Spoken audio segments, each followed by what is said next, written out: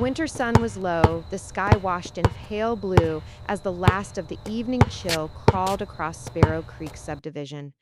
Houses lined the curve of the street, white fences, trimmed hedges, Christmas lights still dangling long after the season was over. Even 14-year-old Malik Johnson, hoodie up, headphones on, dribbled a scuffed orange basketball as he walked home. Each bounce echoed rhythmically against the quiet neighborhood, syncing with the music in his ears. He wasn't causing trouble. It looks an experiment too. He was just taking the long way home after playing at the park. But Malik also learned something early. Sometimes being a kid wasn't enough. Sometimes people only saw your skin before they saw you. As he crossed Maple Ridge Drive, a police cruiser turned the corner, headlights flashing across him. The car slowed. Too slow. Malik felt the shift in the air instantly. Crap, not again. He pulled one headphone out just in case. The cruiser rolled to a stop beside him. Two officers stepped out. Sergeant Collins, mid-40s, a square jaw and the permanent look of a man angry at the world. Officer Reed, younger, quiet, following orders because it was easier than questioning them. Collins barked immediately. Hey, you, stop right there. Malik froze, ball under his arm. Collins marched toward him, pointing aggressively. What are you doing in this neighborhood? Malik blinked. Don't lie to me. Collins snapped. We got a report about a suspicious kid wandering around houses. Malik swallowed. I'm not wandering. I'm just going home. Collins stepped closer, towering over him. Suspicious activity, hoodie up, basketball in hand. Your type usually breaks into garages. My type? Malik whispered. Reed shifted awkwardly.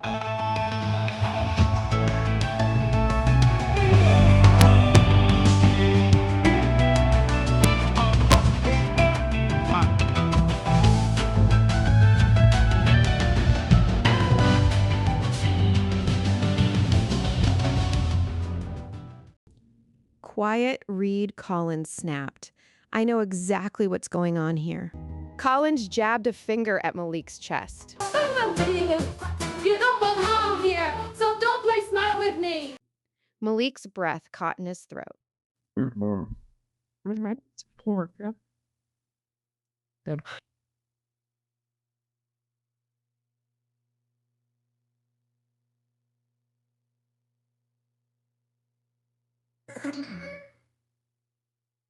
I swear, sir, I live 2 blocks from here. Oh, really? Collins mocked. Then why didn't I see you before? You knew you casing houses, planning something. Malik's voice cracked. No, I just came from the park. Look, he held up his phone. You can check. Collins suddenly swatted the phone out of Malik's hand. It hit the pavement with a sickening crack. Oops, Collins said coldly. Should have held it tighter. Malik stared at his shattered screen, panic rising in his chest. Collins leaned in, so close Malik could feel the officer's breath. Shut your mouth. You think your crying act is gonna work on me? You kids always think you're victims. Reed whispered. Sarge, he's just a kid. Collins spun.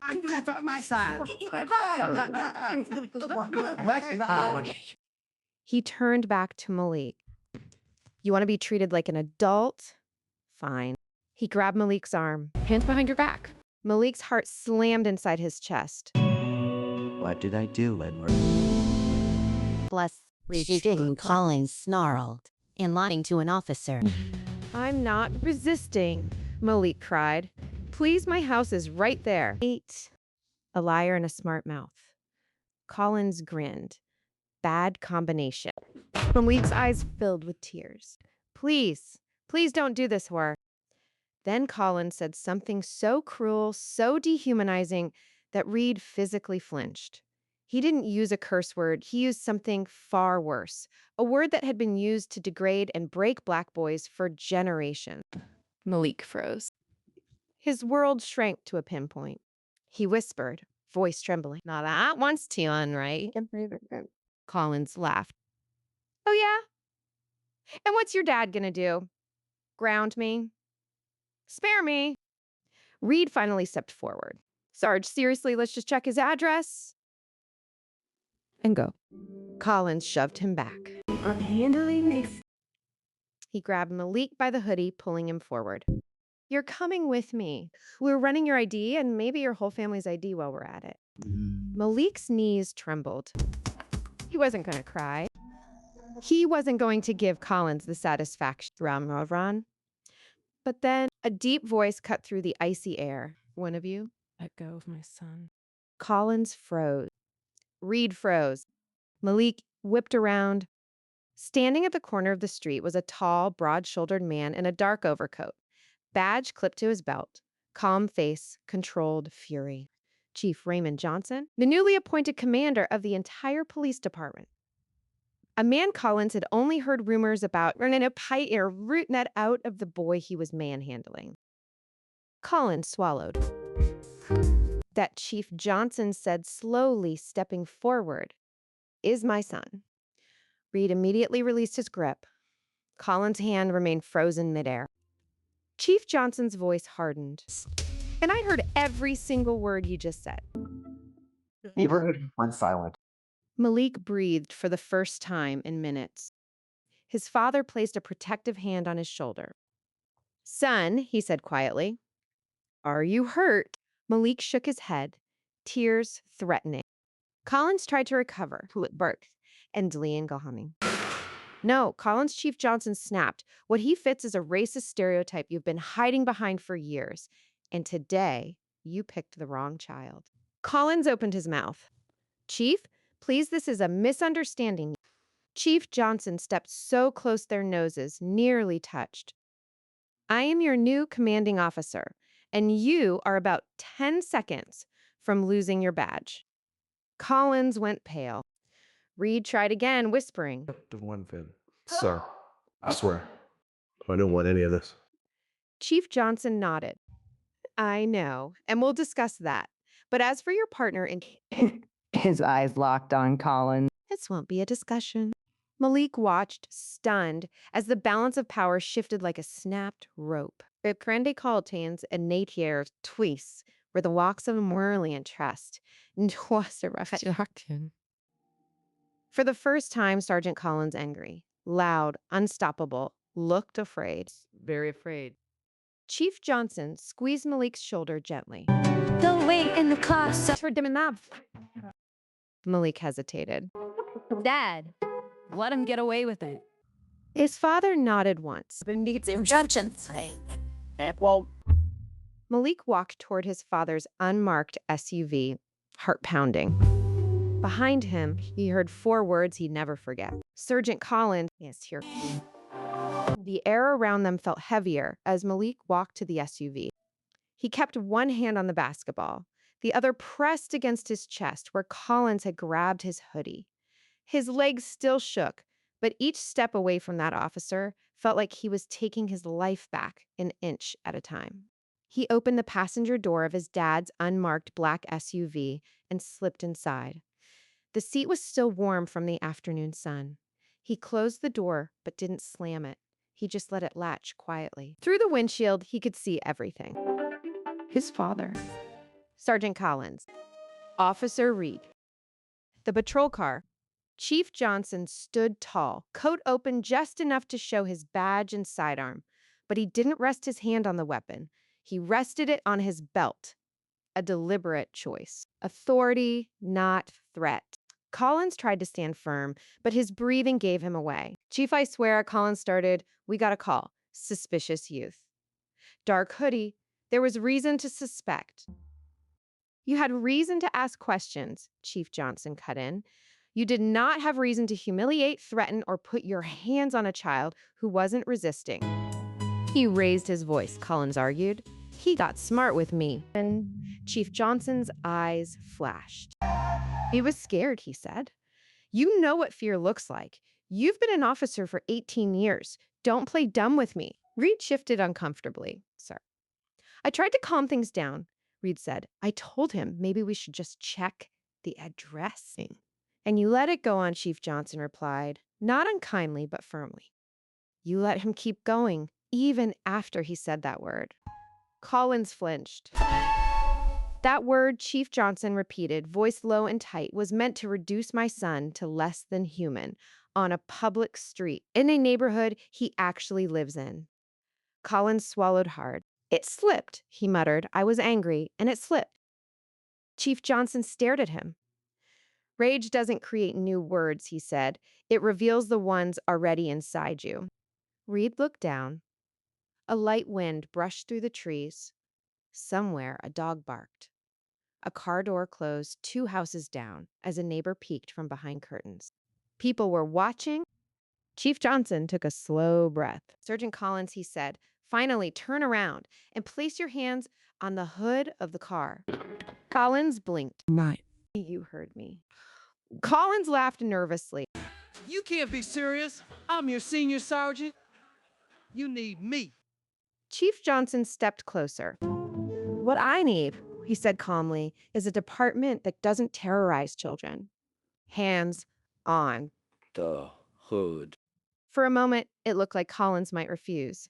His jaw tightened, his fists clenched.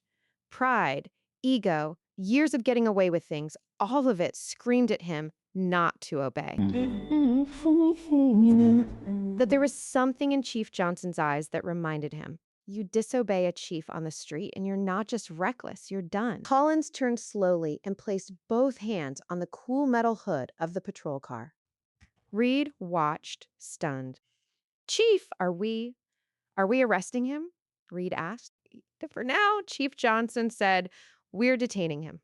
He pulled a pair of handcuffs from his belt, the same kind Collins had threatened Malik with minutes earlier.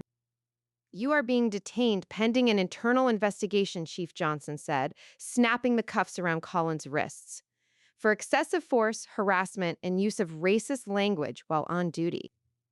Collins protested. This is insane. You can't do this to one of your own. Chief Johnson moved him to the side of the patrol car. You stopped being one of my own when you forgot what the badge stands for, he said. Malik watched from the SUV wide-eyed. He had never seen his dad like this at work, calm, controlled, but absolutely unshakable. Chief Johnson turned to Reed. Officer Reed, he said, I'm going to ask you some questions. Answer truthfully. No spin, no cover. Reed nodded quickly. Yes, sir. Did you hear Collins use a racial slur toward my son? Reed hesitated, then nodded. Did my son swing at him, shove him, threaten him? No, sir, he didn't. Did Collins knock the phone from his hand and grab his clothing without physical provocation? Yes, Reed answered, voice breaking. I told him we should just verify the address, but he kept pushing it. Chief Johnson nodded. You understand that what you just said will go in your official statement? Reed gulped. Good, Chief Johnson said, because integrity isn't about getting it right the first time. Sometimes it's about finally telling the truth. Reed looked relieved and ashamed all at once. What happens now? He asked. Chief Johnson glanced at the patrol car. What happens now? We start cleaning house. He walked back to the SUV and opened the passenger door. Malik wiped his eyes quickly, pretending he hadn't been crying. Infamous, You okay? Chief Johnson asked. Malik nodded. His father smiled sadly. You're not, he said, and that's okay. You don't have to be fine right now. Malik looked at the patrol car. You're really gonna arrest him? For now, I'm detaining him, Chief Johnson replied. The investigation will decide the rest, but he won't be patrolling your streets again. Malik swallowed. Does the whole department hate us? He asked softly. The question hit Chief Johnson like a punch he'd seen coming, but still wanted to dodge. No, he said firmly. There are good officers who are going to be just as angry about this as we are, but some have been quiet too long. Malik looked at him. What about him? He asked, nodding toward Reed. He stayed quiet in the moment, Chief Johnson said, but he spoke up when asked. I'm going to hold him accountable and give him a chance to be better. People can grow, son. Can Collins? Malik asked. His father paused, boldly with a connection wisdom. I don't know, he said, honestly. That part is up to him. Malik's grip tightened on the basketball. I was so scared, he admitted. I kept thinking, what if you weren't my dad? What if I was just some random kid and nobody believed me? Chief Johnson's jaw clenched. That's exactly why we're going to address this publicly, he said. You're not going to be a secret. Oh, the scandal. Malik asked. A public reckoning, Chief Johnson corrected, for the department, for the community, and for me. Because if I lead this place and don't fix this, I'm part of the problem. Malik had never been more proud of his father. Can I be there? Malik asked quietly. When you talk to people about it? Chief Johnson looked at him for a long moment. Malik nodded. And likewise, how will I that I say them and I want to be just a victim. I want people to see my face when they talk about it, not just some incident report. His father smiled. Then yeah, he said, you'll be there. 2 weeks later, the community center was packed. Parents, kids, teachers, business owners, activists, city council members, local reporters with cameras and microphones. On the stage stood a podium with the city seal. Behind it, in full uniform, was Chief Raymond Johnson. To his right, members of the command staff. To his left, a chair where Malik sat, wearing a button-down shirt and sneakers, hands folded in his lap. He looked nervous, but steady. The mayor finished a short introduction. Today, she said, we address an incident that never should have happened and the changes that will follow. She stepped aside. The chief approached the podium. Flashbulbs popped. Phones recorded. He began without notes. 2 weeks ago, he said, 2 of my officers stopped a young boy on his way home from the park. One of those officers abused his authority, used language so hateful it has no place in any uniform, and tried to turn a child into a suspect simply because of how he looked. He paused. That boy happens to be my son. But this is not just about my family. This is about every black kid, every brown kid, every kid who walks through this city wondering if they're safe when a patrol car drives by. The room murmured in agreement. Malik's heart hammered. Chief Johnson continued. Sergeant Collins has been suspended without pay and is facing both internal charges and a civil rights investigation. His badge and weapon have been surrendered.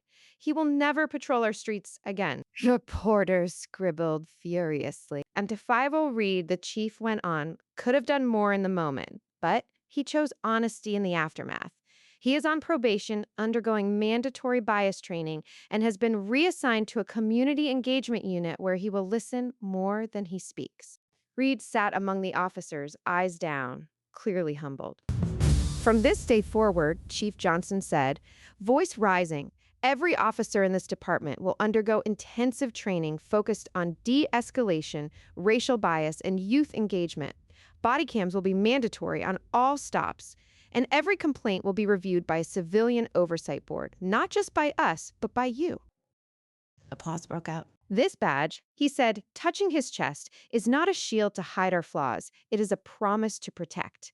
And when we break that promise, there must be consequences. He stepped back from the podium. Malik, he said gently, would you like to say something? Every eye in the room turned to the 14-year-old boy. Malik's legs felt like lead, but he stood. He walked to the microphone, hands shaking just enough that he had to grip the sides of the podium. He looked out at the crowd, at his mother, sitting in the front row, at kids his age, at officers in uniform. Hammer screaming to people he'd never meet. My name is Malik Johnson, he said slowly. I was the kid on that street. The room went quiet. The room went quiet. I was scared, he continued. I wasn't thinking about laws or policy. I was thinking, am I going to make it home? He took a breath. I know not every cop is bad. Some of you are probably really good. But if I'm being honest, when I see a cruiser now, my stomach still drops. A few officers shifted uncomfortably. I'm not here to say all police are evil. Malik said, I'm here to say this. I want to feel safe when I see you, not terrified. I want my friends to feel safe too, even if their dad isn't the chief. In spring, his voice wavered, but he kept going. I don't want what happened to me to be just another story people forget. I want it to be the last time someone in this city thinks they can talk to a kid like that and keep their job. He stepped back from the microphone. Robin. Applause thundered through the hall. Some people wiped tears. A few officers clapped the hardest. Chief Johnson put a hand on his son's shoulder. You did good, he whispered. Malik smiled. For real? He asked. For real, his father said. As they left the stage together, Malik glanced at the back of the room. In the shadows of a side doorway stood Officer Reed. Their eyes met. Reed gave a small nod, a silent promise. I heard you. I'm going to be different. Malik nodded back. Maybe things wouldn't change overnight. But that night, a boy who'd been treated like a suspect walked out of that building as something else, a voice. And a whole department knew. The days of hiding behind silence were over. Like that, at County, Fireman Street Stop turned into a turning point for an entire city. A scared kid with a basketball, a father with a badge, and a community that finally said, enough. If this story moved you, please like the video, drop a comment, and subscribe for more powerful cinematic stories about justice, accountability, and real change. Have a safe and peaceful day, and remember, Respect is not optional. It's the baseline.